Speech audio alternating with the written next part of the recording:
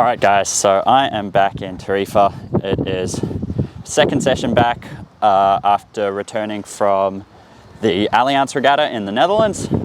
Got a beautiful summer Saturday here in Tarifa. We're going to be heading out on the 15-meter kites, and the goal for today is we are going to be working on testing our average VMG. So in the Allianz regatta in the Netherlands, we had tracking for the whole event. So we gathered some really good data about what my competition's doing, how they're performing, and where I can improve. And that's going to be the theme for today's video. We are going to get on the water, going to test average VMG, and then I'm also going to talk to you guys about how you can and how I am analyzing my regatta results. So stay tuned for that.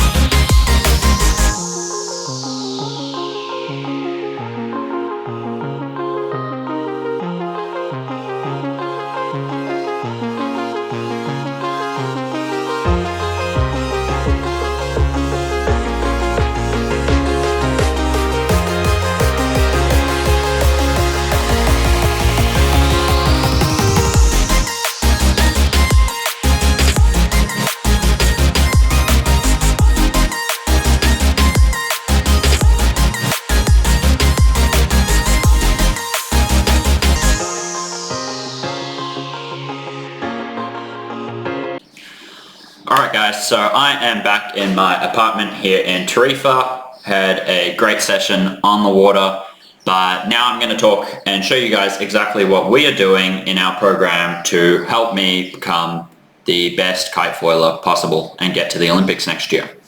So we did our regatta in the Netherlands, did the Allianz regatta, and luckily for that regatta we had tracking for all but the first day. And so a lot of these tips are going to be very specific if you have tracking available for your events, and especially if you use some sort of GPS whilst you're sailing. So yeah, that's more or less a basic requirement.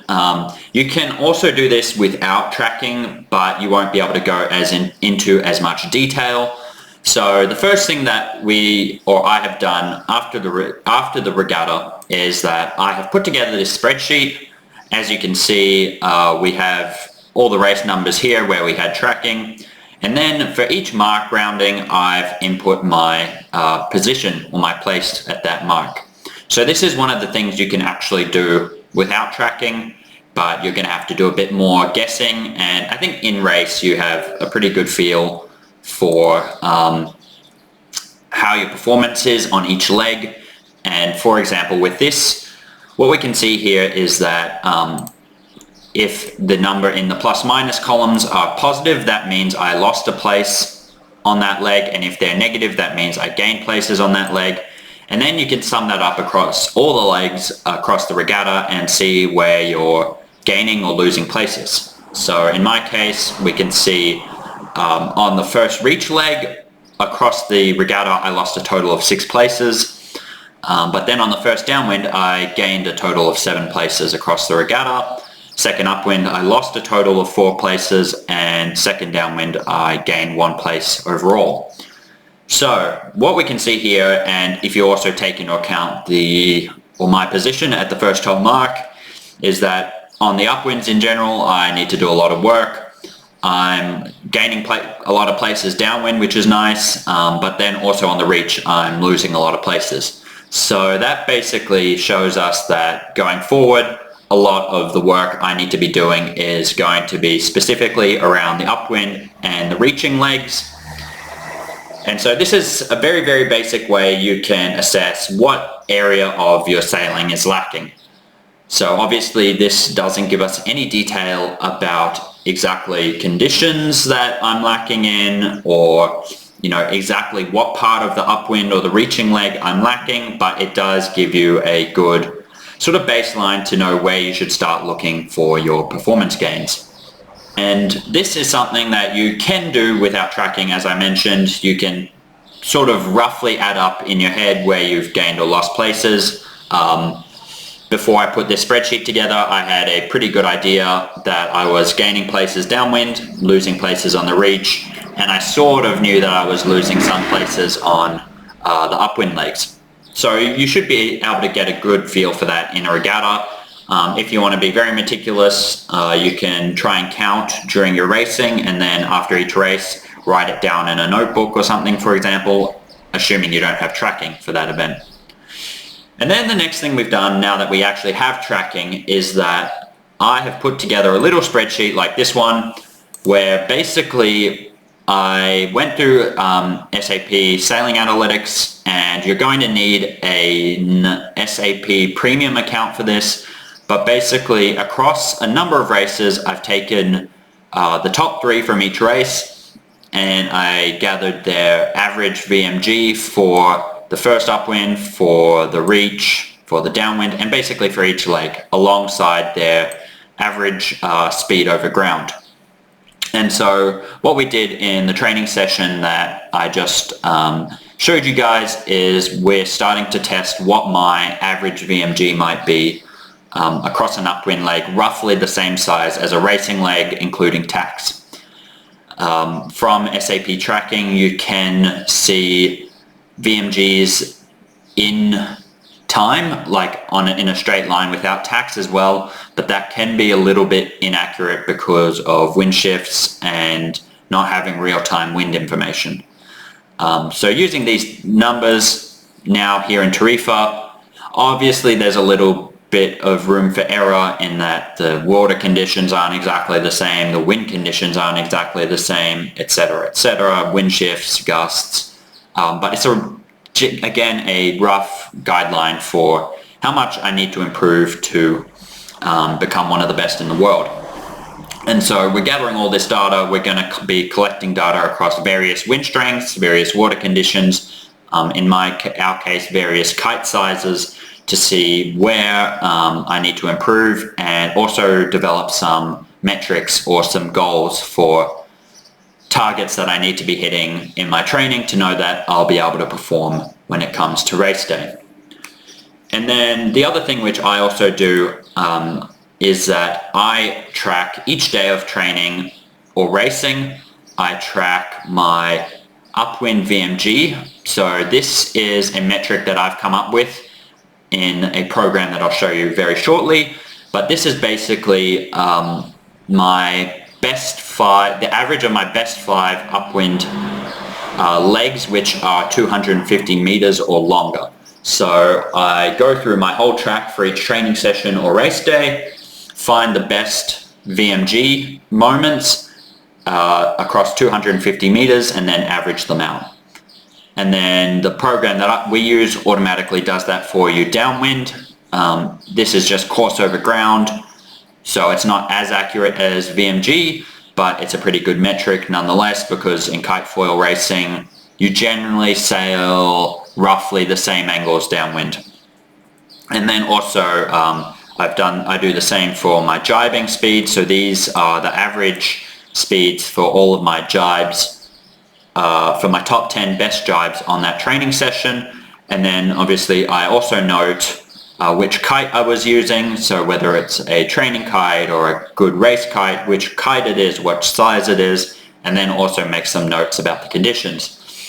And especially for me, as you saw in the placing analysis, I need to work a lot on my upwind speed. So it's nice for me, I can sort of compare when I had, for example, these conditions on this kite size, at the beginning of May, my upwind VMG was this, and then, you know, coming down in June, you could see my upwind VMG was this. So, okay, my VMG in May was around 16.5, 16.7, and now in June, we're sort of consistently hitting 17s. So that's obviously a nice improvement.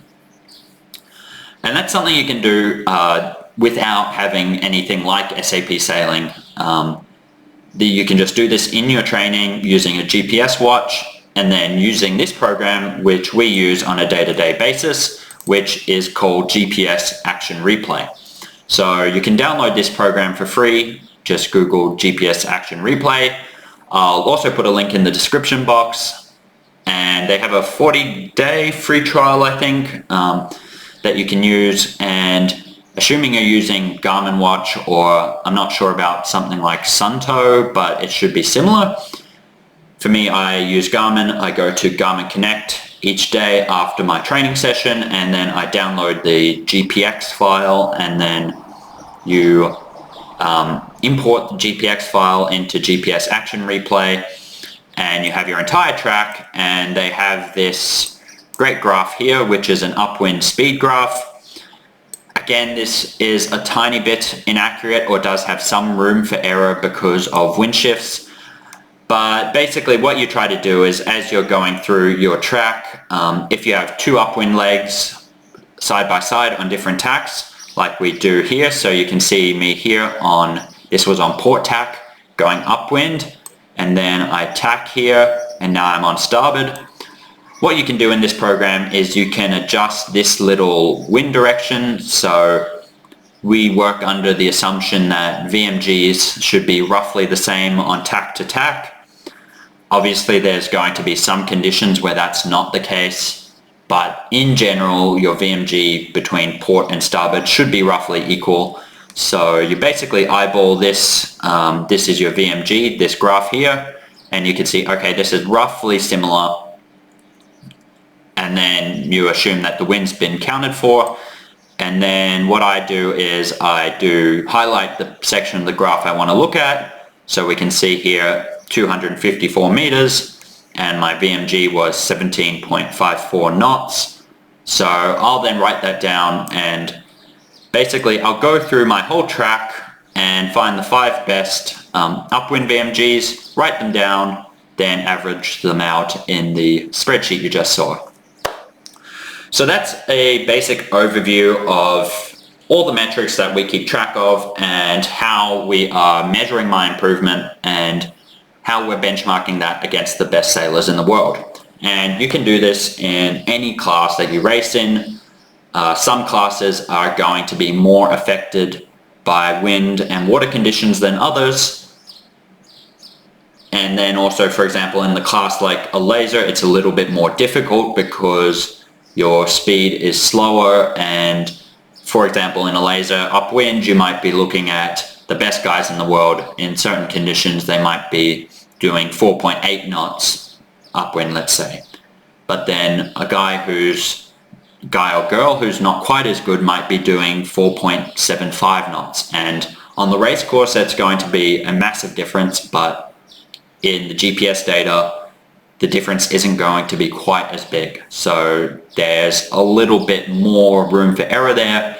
But if you're looking to numerify, let's say, your performance, this is a good way to do it, because as you may have heard, what gets measured gets managed. So if you have no way of tracking your performance on the water or on the results, then it's going to be very hard to improve.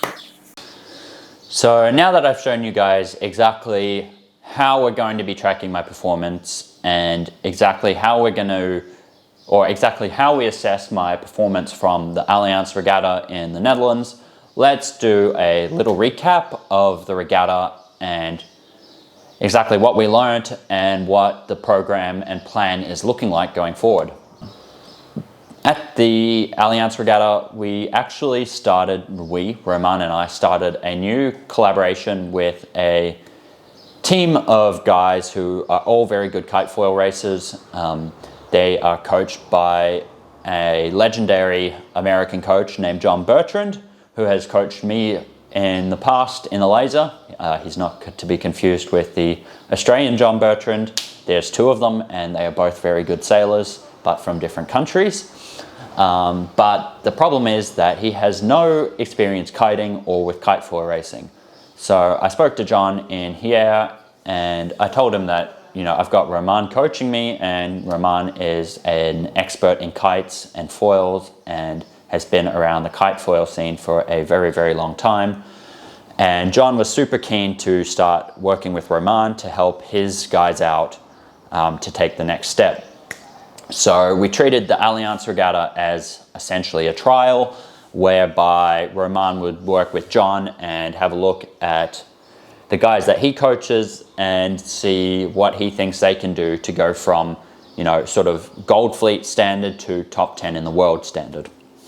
So that was really cool, and I sort of joined in with the group, and now going forward we're all going to be working together, or at least that's the plan for now, with Roman helping those guys and also helping me get to world-class speed.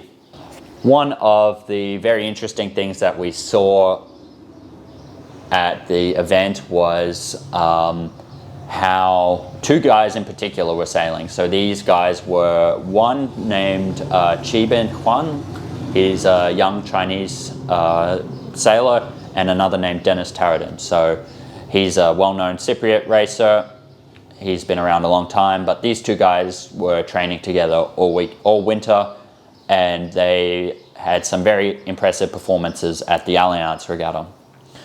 And one of the things which we saw with these guys, which basically blew our minds, was how they were sailing and moding upwind. So in a number of the races, you basically see these guys, if they're in a bad position upwind, they might be, you know, stuck to windward of someone. They weren't afraid to go super low groove, bow down, take sterns, and just ride at, you know, 26, 27 knots. And in the end, it worked for them. They ended up turning that into very good VMG, but it was quite unconventional. So one of the things we're going to be working on going forward is finding that low groove and really sailing fast upwind. So trying to get that 26, 27, 28 knots and turn that into good VMG. So that's the focus for the training going forward, going into what I call Qibin mode. And hopefully that's going to help me improve my upwind performance. And as we saw on the results spreadsheet, downwind I'm more or less in the ballpark.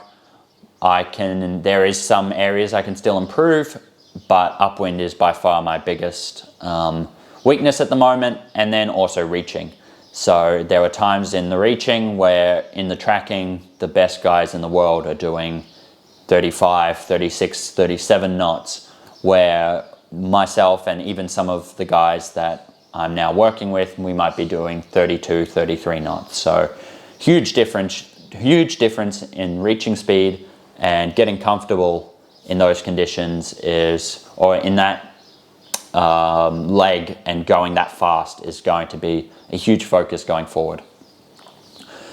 So we've started this collaboration. The guys are all happy with Roman. John's happy with Roman. And now the plan is that before the World Championships, which unfortunately I won't be going to in August, we're all going to be working together doing a number of focused speed camps, going to be testing a lot of equipment, going to be working on that low groove, and also going to be getting very comfortable, going fast, going super fast, with the aim of getting us all towards the top of the fleet. And so yeah, that's what's happening. It's pretty exciting now what's going on with this collaboration. As I mentioned in my Hier's vlog, one of the things that I felt I was missing in my program was sort of the competitiveness of having training partners. So now that is all coming together, and I think we are going to be able to do some really, really good work, and I think we can all make some massive gains. So I'm really looking forward to working with those guys and seeing exactly how much we can improve and how quickly we can get towards the top of the fleet. So that's it for this video. If you guys enjoyed that or found the parts, found it useful about how you can track your own performance and figure out what you need to work on, please give me a like and subscribe, and otherwise I will talk to you guys soon.